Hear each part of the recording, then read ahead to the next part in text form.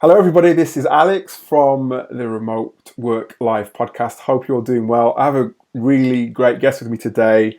I have Dan Yoder, who is the chief panda with Panda Strike. And yeah, I'm just as curious as you. I'm going to ask Dan in a minute all about Panda Strike and how it came to be. But I'm really glad to have you here, Dan, and thank you so much for joining me. No, I'm excited to be able to do this. Thank you. Excellent.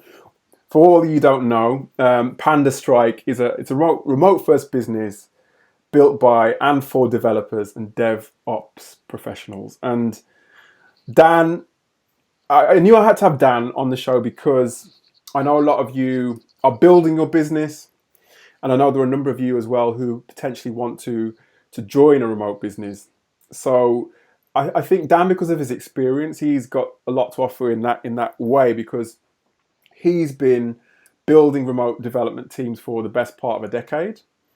And he's been in the world of software development for the best part of 30 or so years. So, Yeah, a long a time. long time. So, I thought he has all the experience we need to understand those side of things a bit more. So, Dan, I'm really intrigued. Tell us more about Panda Strike. Tell us more about your journey to Panda Strike. Yeah, I mean, so I'll briefly go back to years before Panda Strike, where I had, for various reasons, opportunities to get a feel for remote work. Starting with working with a consultancy back just 20 years ago now, and where we had some clients where they were remote, and it started me thinking, well, if you can do remote, we weren't remote. Like, everybody would come into an office and work, but the client was remote. So, you start thinking, well, why do we all need to be, it turns out that this happens all the time, right? Big companies have offices all over the world. Sometimes they routinely coordinate projects between them. You have, in sales, the sales representatives are often, all over the place, and no one seems to think anything of it. But then you say, oh, I would like to have, I think it would be great if the development team works remote, and everybody kind of freezes and is thinking, well, oh boy, that's, how are we going to know that they're actually working? Thing this, right? So I had experimented as a development manager, as a hiring manager, with doing remote, and I'd learned some interesting things about how to do that. And so when I started Panda Strike, I had sort of just decided, it was a little bit accidental. I had just decided, I want to, uh, whatever I'm doing next, I want it to not have to be a thing where everybody has to go into an office. And Fair enough. didn't really intend to start it as a dev shop. It was sort of more intended to just be kind of a temporary thing while I figured out what we were doing. And but we were very clear with clients that we were a remote shop, and if they were going to hire us, they weren't going to see us very often. So, and then it just kind of worked out that we kept getting business. We did good work. People kept coming back for more, and I guess it's been 7 years now, and we're still here. So, still doing that. Excellent. Why Panda Strike? I'm intrigued. You mean the name? Yes. Yeah, I wish. It turns out people seem to really like the name, I but do. Yeah, I it, love it. and I wish I could say that it was some sort of inspired stroke of genius, but it was literally, it came out of frustration because I couldn't come up with a name that people liked. And so I would make this joke, well, I could always just call it Panda Strike, and people would laugh. And the third time I made the joke, I thought, wait a minute, maybe this isn't a terrible name. So I tried it at a client. Up until that point, I had been calling myself Dan Yoder Enterprises. So then I went to a client. And I said, "Yeah, we're Panda Strike," and I sort of looked around the room to see what would happen, and everybody just kind of nodded and went, "Okay." And I thought, "All right, well, let's just go with it." Fair enough. Well, it's certainly memorable. And that's what you want, isn't it? You want people to remember the name, don't you? Really, I guess. Yeah, yeah. I mean that. and then we did a logo contest on 99 designs that actually worked out pretty well. So we came up with these cute little pandas, and so yeah, that's why I say I wish I could take credit for it, because from a branding standpoint, it's memorable. We've actually had people asking us like if we have plushies or anything with the little pandas, that kind of stuff. So one of these days, maybe we're gonna Maybe. open up a little storefront and sell plushies instead of doing development consulting. Well, I know my little girl would love one because she loves pandas. She always goes on about about Well, pandas. So, see, yeah. there you go. Yeah. And Dan, tell us about your some of your typical clients then and your typical work, if there is such a thing with Panda Strike. No, there is. The pattern has been our strength has mostly been in doing work for where there's a lot of scale involved. So where you've got a consumer facing thing associated with like a movie launch or something, and there might be millions of people using that, and it needs to not fall over right away. And so it's been a variety of companies where they kind of already know that that's what they need, and they just are looking for people who can execute against that, or in some cases companies that didn't know that's what they needed and maybe were either more successful than they anticipated or just didn't quite get the architecture right the first time around, and so they've needed somebody to come in and kind of help them very quickly get things stood up. And then usually on those kinds of deals, once we've done that, it's we just kind of then they can kind of continue on. But yeah, that's been the pattern. It's more like we're not the shop where if you want, I mean, I would love to do more like visual design work where we have more. It's very sometimes a little frustrating because it's hard sometimes to point to what we did exactly. We can Right. point to a consumer app or something, and people go, "Oh, wow, you designed this?" Like, no, we didn't design it. We just made sure that it doesn't fall over when people use Yeah. it. So it would be nice to do more of that, but for the most part, we're the ones doing the behind the scenes stuff so that it's fast and secure and doesn't fall down, if there's a big spike in usage, that kind of thing. Are you able to drop some names, some names of some of your clients, or is that something that you keep in house? Well, our biggest client is Disney. Wow. We can't talk a whole lot about that, but yeah, that's probably the biggest marquee name that we have. We've done some work with some smaller startup type companies as well, but that's the one that everybody would recognize. Well, I'll tell you what, pandas and Disney. My little girl will be loving this interview, I think.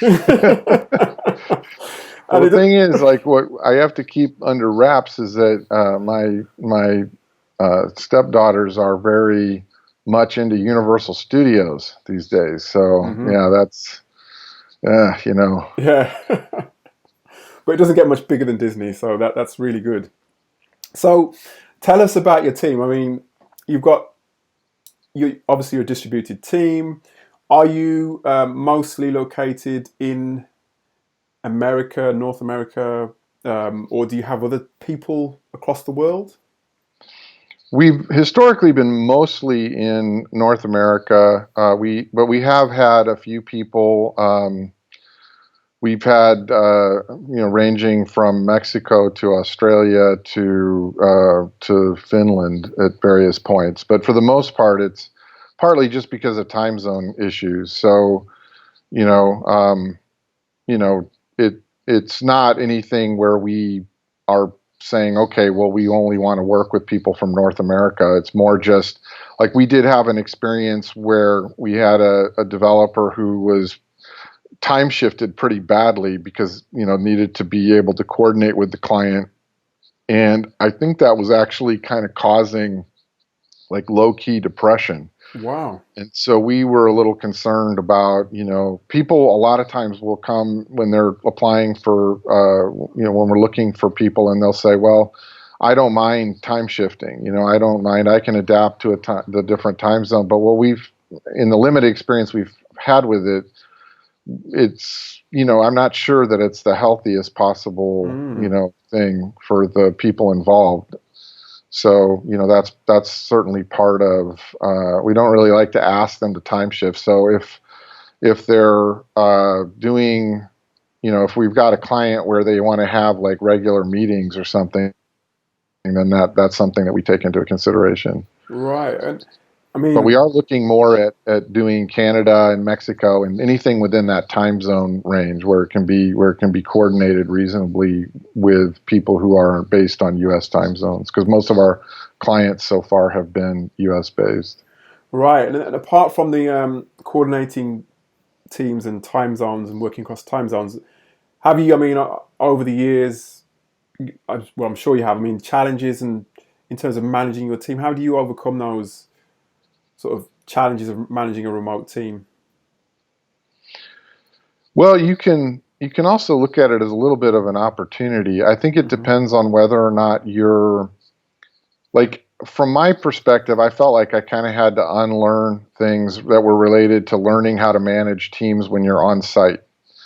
And one of the biggest things is just uh, trust, right? Just saying, okay, look, we've made a big decision to hire a person. Let's not start off on the wrong foot by assuming that they're trying to not do the work. Like, if we're hiring people that we don't think are probably trustworthy, then there's a problem with the hiring process.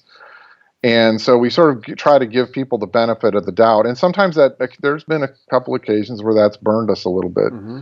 But in general, a lot of it is being able to let go, right? And say, okay, we trust that people are going to behave like, that they're grown-ups. We don't need to babysit. We don't need to micromanage. And as a manager, like, it's when you're first managing, I mean, there's always a strong tendency, I think, for people who are just learning that, to tend to want to micromanage. You start to become a little concerned that, well, what if it's not right? What if we don't make the deadline or whatever? And I think some of it is just, it's a great opportunity to say, well, I can't really do that. It's remote. It's, I can't be help. I can't, you can't be, like, literally, you can't be looking over people's shoulders. So, uh, you know, that's a challenge, but also kind of an opportunity to grow as a manager and a leader. No, I can imagine. And I think you, how many in your team now? You've got, I mean, all the team that you have, are they all on your website, all the pictures there, or is it a bigger team than that? Uh, yeah, I try to keep that up to date. I'm not sure when I last updated it. We currently have nine people, Okay. And what's the nine technical staff. technical staff? So you've got technical. What is the? I suppose what's the makeup of your team? So you've got technical. You've got administrative as well. What's the split Yeah, of your so we team? have we have an engagement manager who works with the clients to make sure that, basically everything's going well, going smoothly. And this kind of is another aspect of, probably the biggest thing that we do as a value add, as a firm, is making sure that the communication is happening, right? Right. So when you're talking about remote, that's the number one thing that can be neglected. People's teams, I've actually seen cases where teams have sort of forgotten about a remote person that was on the team because the rest of the team wasn't remote. And so a lot of it is just making sure that they're not, some people aren't super comfortable being really assertive. So we have an engagement manager that sort of helps with that. So, if it seems like they're having trouble getting feedback that they need, or direction, or there's the client's unhappy, but they're not talking to to us about it. We're pretty proactive about that. And then we do have, pretty much a full-time administrative person that is really, that's kind of, it's pretty much runs the business, actually, Right. operationally. So it's probably closer to like a COO or president type of role. Okay. And apart from that, yeah, you said communication is important. And I think that's a recurring theme on the a lot of people I've spoken to who like yourself are managers, leaders within a remote business. How do you actually? Because you also talked about you touched on the depression, your suspected depression of one of your members of staff. How do you keep everybody sort of, I guess, I don't know, engaged and sort of on board with everything that's going on? So, I mean, some teams do meetups and all that sort of thing. What do you do? We do online meetups. I would love to do stuff that's in person, but there's a couple things that we found that were a little bit tricky about that. Hmm. One is just we're relatively small, so the cost has been a factor. But there's also, for depending on the types of folks that you're hiring, it can be a little bit it's a little bit intrusive, right? So, there's this presumption that, okay, we're going to have a company thing, and it's going to be, July in this location. And there are people who have families and responsibilities that are outside of work or commitments that they're making. And they, it's a lot to ask them to say, look, if you don't come out at this point, then you're excluded, right? Right. Implicitly.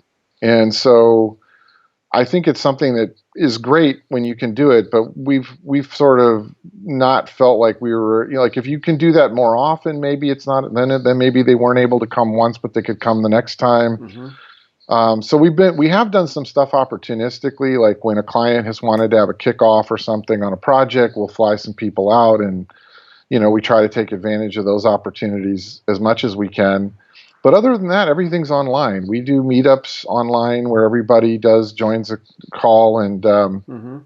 and we do a lot of checking in with people, and occasionally just throwing out like a conversation teaser just out of nowhere just to see.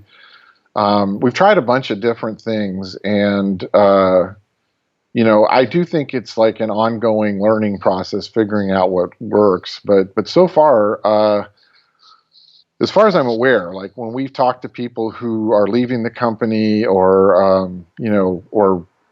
that's probably the most relevant, because people who are still working, maybe they're not always going to be 100% candid, but generally people have been, they have not felt that it was, that it was problematic. Right. But I also think that has to do a little bit with, if you're hiring people who are drawn to remote work.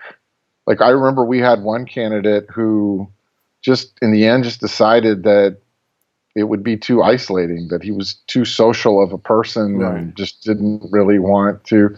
There are people that just don't, that camaraderie at the office is a big part of what makes them tick.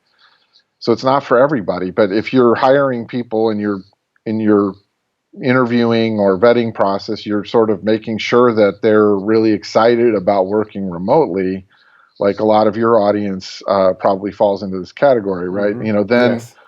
I think, if as long as you're making the effort, people are fine, because they're already kind of in the mindset that this is what they wanted, right? They wanted to be able to work remotely, so you Yeah. know, Yeah. No, I'm with you on that, because what I've found is a lot of people who work remotely are sort of have the certain attributes and a certain tendency to want to do that, don't they? And it's like you said, there's certain people right. who need that sort of camaraderie and the constant contact with people, and it just doesn't suit them, I guess. So no, I'm with you there. And something that, I mean, talking about people and hiring, I noticed that you mentioned, you talked about diversity. I think it was on your LinkedIn profile. I think I saw this. Diversity and inclusivity in tech is a strength and a moral imperative. What led you to sort of to I suppose to say that? Well, I mean, the first thing I would do is sort of defer to people who I have learned a lot from on that score. Like groups like Code 2040, for example, have been, I think, doing a lot of great work to help people. You know, um, if you try to, if you're thinking that you want to be an ally, um, right off the bat, you start running into a lot of there's a lot of people that will challenge that, right? They'll say, well, Hmm. hiring pipeline, there's all these objections, Yes. And so it really helps to sort of study and pay attention and listen to the people who are actually really doing the work, um, because there's a lot of really good ways to kind of reframe those questions, right? Like one of the things that I think is really interesting is that in pretty much any other field, like if you're talking about, say, genetic diversity in a population, it's just understood, it's self-evident that genetic diversity is a strength. Of course. Suddenly in tech, you're lowering the bar, right? You're supposedly diluting your talent level or whatever. And so when you start thinking about it in terms of, well, that's odd that in this one case we sort of see diversity as some kind of liability or obligation instead of a strength. So that's certainly you know, something where I've learned a lot paying attention to people who are who are basically, this is what they do, right? They're Kim Creighton is another one on Twitter, and Marco Rogers as well is another person that and I think if you're paying attention and you're trying to you're trying to figure out the what's the what's the path forward, because it's not immediately obvious how to how to sort of, you can say those things, you can say that you value them, but how do you really execute on them? Right. What does it really mean to put those things in practice? And that means, among other things, being able to advocate for them. And probably one of the most important things I've learned recently is signaling to people that you're an ally. We had one thing that we learned that I think is really interesting, and I'm not really sure. I think I've seen this. I wish I could remember off the top of my head.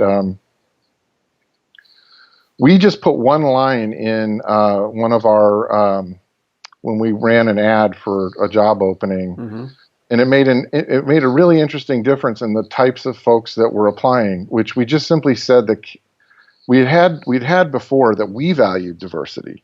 And we added that we were looking for candidates who valued diversity. And all of a sudden, I think that's a very different signal. Definitely.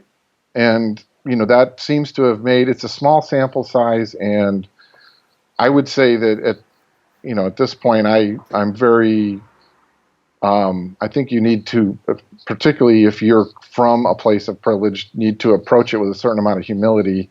But, so we're still learning, but that was kind of amazing to see that. Again, small sample size, we're still learning. But that's kind of maybe gives a little bit of a flavor of how I've been thinking about it and how I got to that point and why I, said that on my LinkedIn profile. It's funny. I actually just changed that. So it's sort of interesting that the profile that I had there had been, was like way out of date. So I just happened to notice that. I was like, wow, none of this is true anymore. I should update this. So. No, yeah, I'm with you there, because I used to have to write a lot of adverts, still do, a lot of copy. It's amazing how you talk about humility, but I think when you're doing things like hiring or marketing or whatever it may be, where you're trying to communicate to a certain person or group of people, then, well, even if you're not trying to, I think sometimes there's a tendency probably not to think about what you're trying to achieve when you're writing copy or you're writing whatever it may be, because it's just those subtle little things in your narrative, in your sort of text, that can change who actually reads beyond the first couple of lines, isn't it? It's just like it can, certain little tweaks and words can appeal to some, and it can sort of really sort of put other people off, if you see what I mean. So it's Oh yeah, absolutely. Yeah, where that actually started was I wish I could remember. Maybe I can follow up later if you Yes, want the names of these things. But that'd be there's a great. tool that I can't remember off the top of my head what it was, but it basically was analyzing writing for gender bias. Hmm. So I ran our ad through it, and it was like, dudes are going to love this ad. And so I was like, all right. I tried changing it. It gave me some suggestions, like if you want not just men to reply to this ad, here's some suggestions. So I tweaked the wording a little bit, and just like you're saying, I mean, it's astonishing. These small things, the signals that you're sending. People make associations to their past experience or to Yes. things that they've like. Everybody now, just as a standard thing, says, "Oh, we value diversity." So if you're not going to say anything more specific than that, you might actually be signaling the opposite, right? That it's No, just lip exactly. service. Yeah. And it's, like I said, I'm still very much learning, but I do think paying very close attention to that, and then of course, as a company, I've heard over and over the number one thing is word of mouth, and I've certainly found that to be true just in general, whether it's clients or as an employer, uh, your reputation will precede you, and you know so having people who have had a positive experience with your company, and then they can sort of speak to it. Then they can say, look, it's Hmm.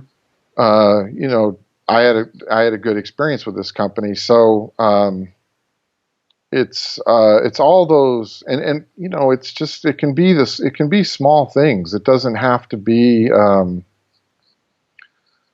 some big initiative, or really, if it's an initiative, there's probably something a little off right there, right? I mean, it's really just integrating that mindfulness into the way that you're operating as a company. And I know in a previous podcast you talked about shared values, and I think um, you know inclusivity sort of begets more inclusivity, and pretty soon you have a company full of people who value that, and that now is one of your shared values. Hmm. And it can't really just come from a statement or an initiative or something. It has to just be something that you're living every day.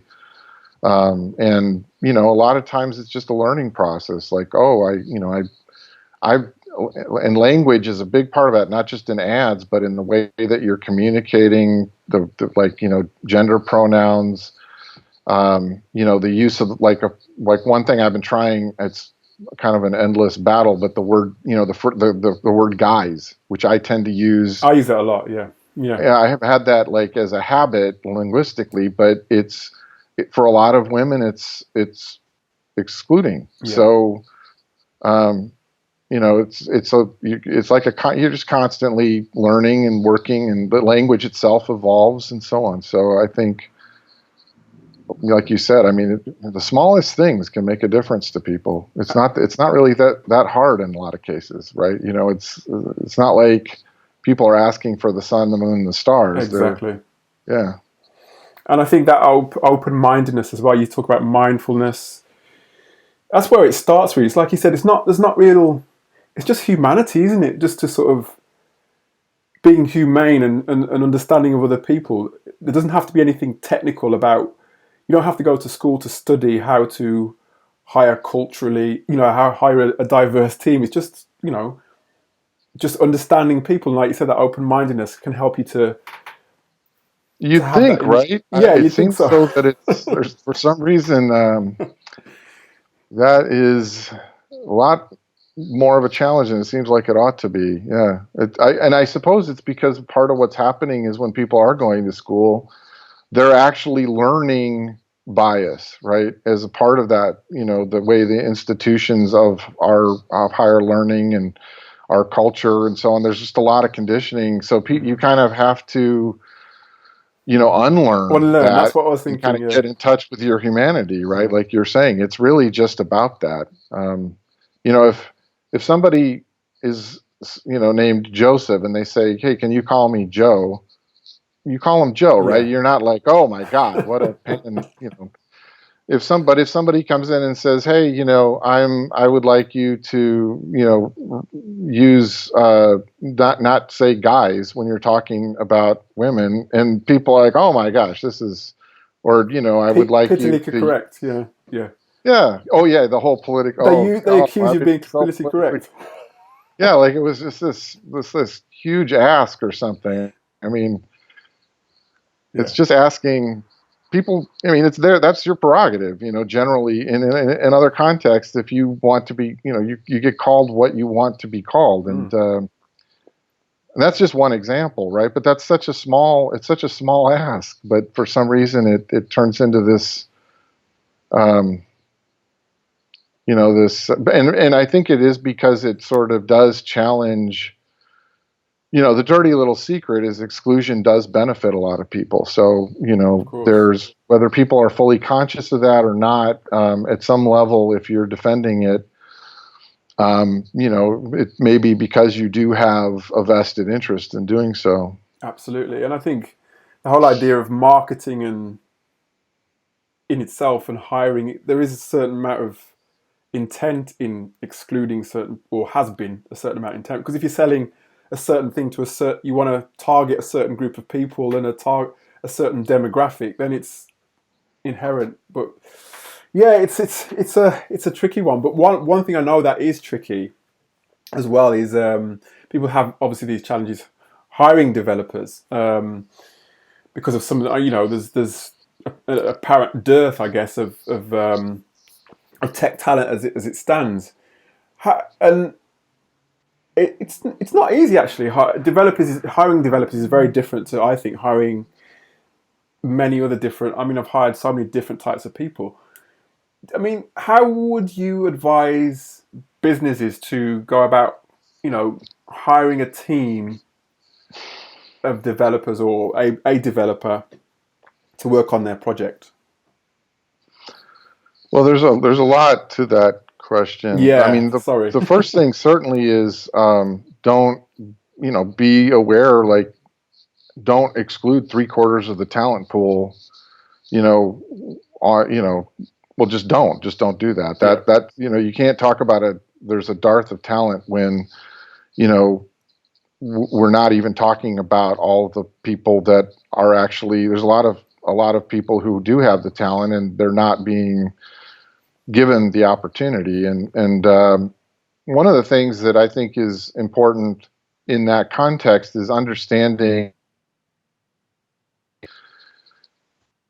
in most other things, like, we don't, it's not too controversial to say that somebody has a talent for a thing, right? mm-hmm. And so, uh, it's just reality, whether it's sports or chess or playing the piano. I mean, you get, a high school kid, LeBron James, goes to the NBA at 17, right? The, you know, There's a young woman, I forget her name, who just became the youngest, I think, international master in chess, Mm-hmm. and she's like 13 or something like this. So the youngest ever woman, I think it was, or you know, she's still a young woman, but um, you know, then that's true in development. So when you're excluding that kind of talent because you're looking for experience, or you're just whatever signaling to people that you're not actually going to give them a fair shot. And then you're saying, well, it's really hard to hire. Well, I mean, you're not going to get the top tier of talent if you're saying, well, they absolutely have to have 10 years experience, and and they have to be a culture fit, right? I Yeah. mean, you need to, if you really have a problem with talent, I mean, you just need to sort of stretch a little, right? You need to figure out how you're going to adapt to get the talent, how you're going to maybe invest a little bit in people, because the talent is out there. I have myself been able many times to find talent, I think partly just in places where people had overlooked. I mean, at one gig, I was able to essentially almost assemble a team just from people that were being passed over by other groups, right? I mean, Wow. it was so I've experienced that personally. I do think anything where it's technical, whether it's software development or like data analytics, or even or maybe like financial forecasting, anything where you need a lot of technical background. You also do need to understand, that it's hard to you have to put the investment into figuring out, how do I identify people that are going to excel at this. And a lot of times, like with development hires, I've sort of, I've noticed that some of it just depends on, do you have people that really know their stuff doing the actual interviewing, right, in the interview process? And are you simultaneously trying to get candidates to put their best foot forward? Right. It doesn't, if you have somebody who's kind of a toxic personality and they really know their stuff, but they're basically just kind of almost humiliating the candidate. And then again, you're kind of wondering, like, why are people not, applying? I Of mean, course. what is that person? They may be good at what they're doing, but what is that costing you? Right. I mean, in terms of, especially if you're trying to grow and hire, that person is probably driving away a lot of talent. Of course. So I think it's also about, you got to get both. You got to get people who are, that shared values thing again comes into play, and that are technically competent, right? That know how to look for, okay, this person is going to do really well here. We're probably going to need to train them up a little bit over here. And like I said, I mean, that's an easy one to just kind of go on and on about, because hiring is really hard to do well. No, it is, and it's like you said, if you're getting people through the door, but at some stage in the process, the person doing the interviewing is putting them off in some way or another, shape or form, with the questions and the atmosphere, it's making your life twice as more difficult, isn't it? So, because for me, hiring is about, and interviewing is about trying to understand somebody and make them feel welcome, and like you said, not to humiliate them, just to sort of get them to talk, get them to open up and talk about themselves. But And some of those yeah, people end up being the best people, because sometimes they're not being given the opportunity, and when they get one, they are all in. And I mean, so it's like you're missing the opportunity kind of like double, because you're getting somebody who's also going to be really, truly grateful for the opportunity. And and that putting the best foot forward thing, I think, is so important, because it's an intimidating process, and it's so lopsided already. You're an employer, they're trying to get a job, right? mm-hmm. So you're already in this thing where you've got an asymmetrical power thing happening, and you certainly don't need to add to that, right? Mm-hmm.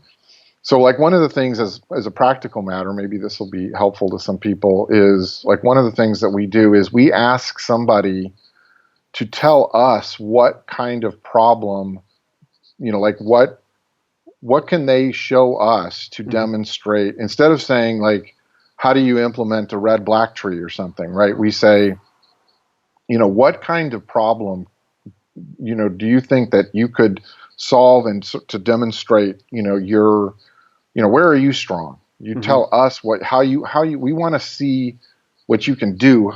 How would you like to show us that? Right. And it's a little trickier, because it's a little harder to evaluate, right? Sometimes people might want to do something in a language that we're not as familiar with, or a framework, or something like that. But you're more likely to get people to be excited about talking about something that they know they can do, then and it still accomplishes the same thing at the end of the day, right? That they're able to show you that they have competence and skill technically. Or sometimes we'll just explore, like, what's something that you're really proud of that you've done, and let's talk about it. Some to get them to get the interview on that into that mode of, you know, somebody starting to feel maybe kind of good about themselves, right? Like, yeah, I'm kind of awesome, really, right? No, and I think those questions that you mentioned, that they are the kind of questions that empower the interviewee to, like you said, to really open up, to really see that you value what they have to bring, rather than saying, this is what we want, this is what we want you to do, when we want you to do it, how can you add to that sort of thing. It's you're empowering them by essentially opening the floor up to them to give their response. But I love that one. I love it. Well, Dan, it's been great speaking to you, and it's been eye-opening. It's been interesting, and in fact, I could speak to you for much longer, because I've got, as we've been talking, many more questions have been just popping up in my head. But I know you're busy, and you've been very kind with your time. So I really want to say thank you for joining me. I just wanted to know, just finally, what are your plans for the forthcoming year? Any new developments with Panda Strike at all that we should look out for? No, not so much. It's pretty much steady state. We're trying to grow the company a little bit, but in a fairly modest way. So no big initiatives there. We do have some open source projects that I don't know. Hopefully next year. I mean, we haven't done a lot of promotion around them, and so that's something that we'll probably be doing more of. And there's a couple of other irons in the fire, but nothing that makes sense to talk about yet. Mm-hmm. Well, one thing's for sure, I'll be keeping an eye out to see what Panda Strike is doing, and of course, I'll be sharing across our networks and keeping people up to date, so they can either approach you if they need some work, or we'll be, I guess, keeping our ear to the ground in case you're hiring in the future. And what's the best? Sorry, go ahead, Dan. Oh, one thing I wanted to make sure to mention is even when we're not hiring, we have a lot of alumni at this point who've worked with us over the years that are also very pro-remote and have typically gone to work for other remote companies. So we're sometimes able to make connections even when it's not us doing the hiring. So just that's something to keep in mind. It's not just, we're a pretty tiny company, but we do also know a lot of folks who are doing remote, so we can connect people up. That's something I thought maybe worth throwing out there. That's definitely worth throwing out, because, like you said, I think if you've worked in a remote space, then it's always good to, I think a lot of the people who own remote businesses prefer people who have that experience. So it's good. So we'll keep that connection open, and we'll make sure that we highlight that in the show notes. So everybody look out for the show notes, and you can find Panda Strike at pandastrike.com. As easy as that. Simple enough, right? Yeah. Thank you so much for your time. And as I said, we'll be keeping an eye out to see what Panda Strike is up to in the future. Thank you. Thank you, and I really enjoyed it. Me too.